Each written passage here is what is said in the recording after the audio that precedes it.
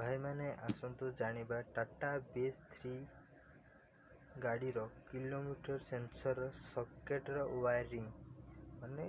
Wiring କେମିତି କରାଯାଏ ଆସନ୍ତୁ ଜାଣିବା।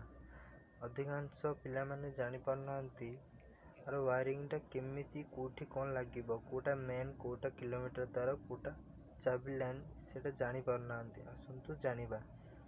ଏଇଟା ହେଉଛି କିଲୋମିଟର ସେନ୍ସର। ଆର କାମ ହେଉଛି ପିକଅପ୍ ହେଉନଥିବ ଯଦି କିଲୋମିଟର ସେନ୍ସରଟା ଆର କାମ ହେଉଛି। ସକେଟର ଗୋଟେ ୱାରିଂ କଟିଯିବ ଯଦି ପିକଅପ୍ ନେବ ନାହିଁ, କିଲୋମିଟର କଣ୍ଟା ଉଠେଇବ ନାହିଁ। ବୁଝିପାରିଲେ ତ? ଏରା କାମ।